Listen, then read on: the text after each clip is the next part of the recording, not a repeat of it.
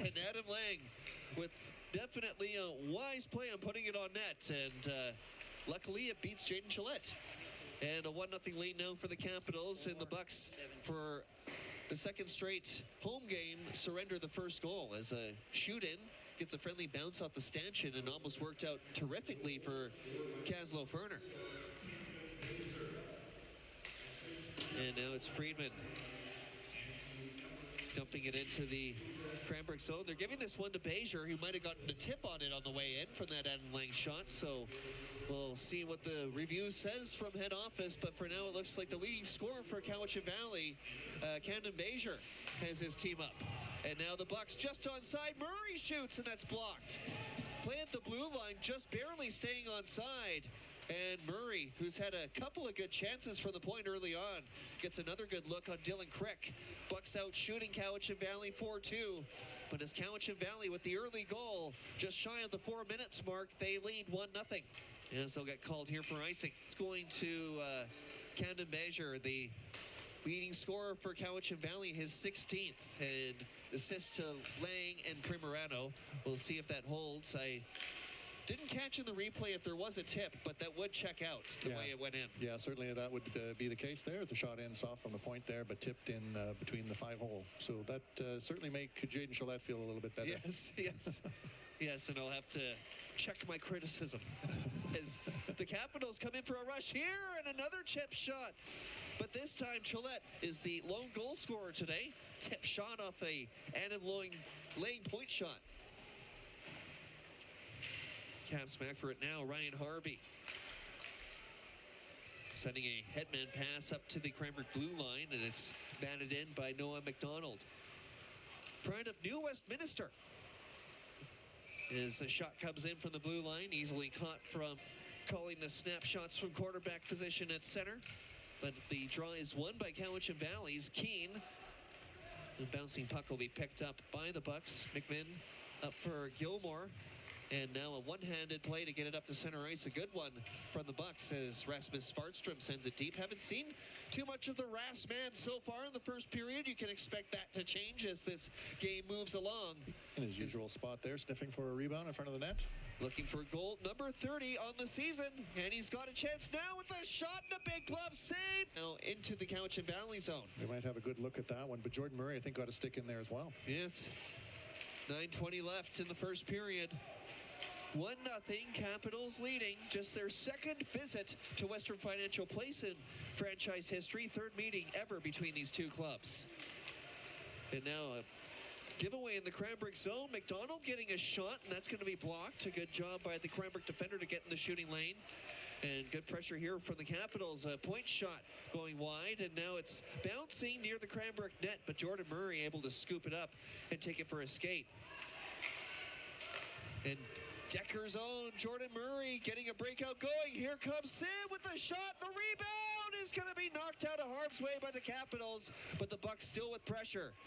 Though a misplayed puck at the blue line gives the Capitals a chance to break it out. 8.5 minutes to go in the first period, and a shot. Skiing it much more than I am able to do. Doing a moderately good job of that, and certainly all of the roughing penalties that are in the penalty box right now will be up on the BCHL website when I get a minute. He had a little bit of a laundry list to work with there as the Bucks move the puck around nicely on this power play. Now halfway done, this man advantage and the lion's share of time has been spent in the Cowichan Valley zone. This Vancouver club, of course, making its home in Duncan as they get a chance on the power play. It's a goal. It's Kaslo Ferner off a great pass from... That's how you say that? I wouldn't have guessed that. Yeah, you got to put a little on the end. I just found out it was Aki DeBathurst Titan, not Titan. And I think Nick Capasso's got a blown skate now. What's going on with that Western Financial ice? Yeah, really rough out there. I guess we're going to have to tie on our skates tonight, Wiley. Attacking zone face-off, and he'll pull it back for Svartstrom. But a bouncing puck didn't give him a favorable shot, and it was blocked. As a battle ensues in the far side corner in the Cowichan Valley zone, and the Capitals sending it down length of the ice again. This one won't have the sizzle on the bacon to warrant an icing call. And now here comes Murray. Good headman pass from Murphy. And Murphy looking over to Svartstrom on the far side, or sorry, the near side boards, far side from us. as it comes out to the slot, just out of the reach of Murphy. Now over to Murray, back to Murphy. Fletcher, Murphy, bouncing puck, and it almost worked out nicely for the Cranbrook Bucks. Dylan Crick still could be up by 2 right now. Malachi Frey making a nice save there, Wiley. Less than 10 seconds to go in the Ferner penalty, and the Bucks will be getting back to even strength by the hairs of their chinny chin chins. Very lucky there that the puck luck didn't work out for the Capitals on that play, as Decay comes in now for the Capitals, trying to get them up by 2 after a power play chance goes unconverted despite coming very close at the end. Sam Lyon trying to catch up with the loose puck as he runs over his man, and Decay taking a huge hit there. Carter Decay out of London, Ontario, getting the blast from the London Englander, Sam Lyon. And now Lyon with the puck up the left wing boards, goes cross ice for Kaslo Ferner. Ferner will dump it in. Jack McMinn up ahead of the play, corralling the puck, but couldn't hang on to it. He tried to get it over to Sam Hines, and Hines is checked on the play by Hayden Russell, one of the sets of twins on this Cowichan Valley team, or one half of the set of twins. And a big hit along the boards by Rasmus Svartstrom as he rattles his man, and taking the brunt of that hit was Morris Kukuk out of Germany. And that one had some bass to it. Capitals, though, going... And now it's the Capitals coming back into the Cranbrook side. 11:45 to go in the second period as a puck comes out past the blue line, forcing a Cowichan Valley tag up. And now Quinn Keeler used sparingly today by Ryan Donald, getting a rare shift, leaving it for Jacob Fletcher to come out. And Fletcher makes a good move to get around his man at the Cowichan Valley blue line, leaving it for a systematic forecheck. And when the puck comes into their zone, now the Bucks are playing from the perimeter again. And with the way Crick's playing, they're not going to beat him from there. Yep, they are not. Has to go through it too, so you can't use it as an excuse. And a big stop off Rasmus Svartstrom. Face-off win for Cowichan Valley. Good clear by Sharon, putting it off the glass, and now the Bucks will look to break it out. But a good forecheck keeps the Bucks from moving it up. And now a chance from the point. This was Keane throwing it into a crowd. It gets blocked and knocked off course as Jordan Murray rubs out his man on the boards with a good hit, and now out come the Bucks. Sam Hines has speed as he hits the blue line. Pass back. Murray has a chance for a shot, but he couldn't get it on target. Lost the puck briefly and had to reach back for it. It didn't get the cleanest chance that he would have wanted on that rush. Now Nick Leggett slaps it around the boards. It was up for Matt Gilmore, but he was checked quickly by Cole Keane. And now the puck will come into the Cranbrook zone. It looked like icing call might have been in the works, but it was tipped on the way in. And now out come the Bucks. Matt Gilmore skates up to the blue line and then turns back. Now he'll cross center.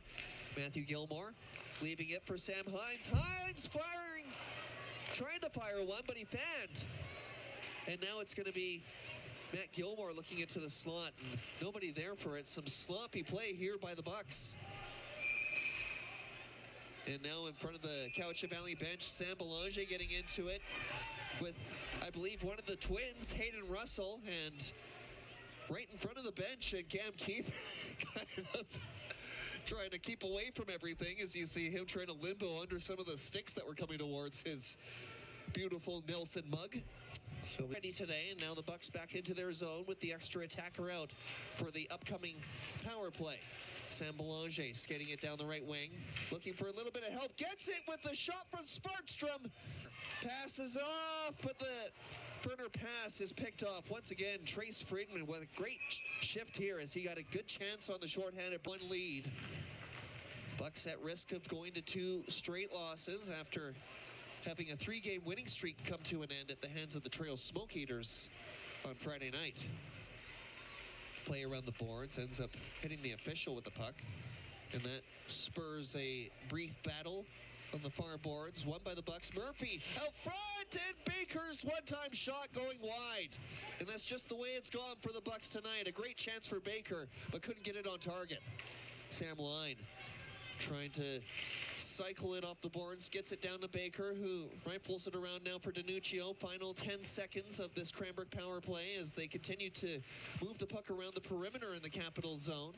Baker, back pass, Murphy, finding a outlet, and McMinn back to Murphy as the penalty ends. Shot from Murphy, and it's blocked by Adam Lang. And I think that got toward the lower clavicular area. Left side for Lang as he comes off in discomfort. Yeah. Why not? Why not?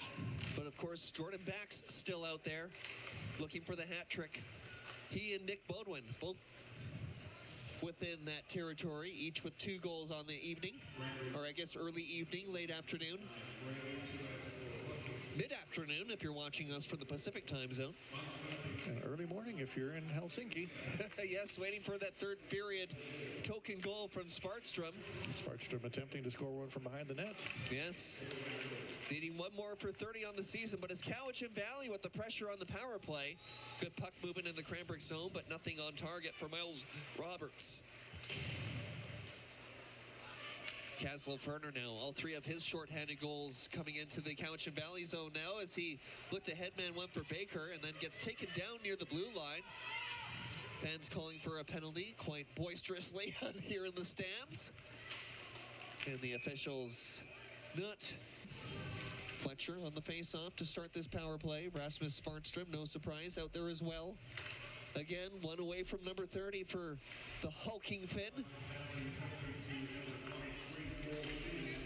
Jordan Murray going back and forth with Matt Gilmore on the points, and now it'll be Jacob Fletcher taking over from the near boards. Fletcher, stutter step, finding Murray.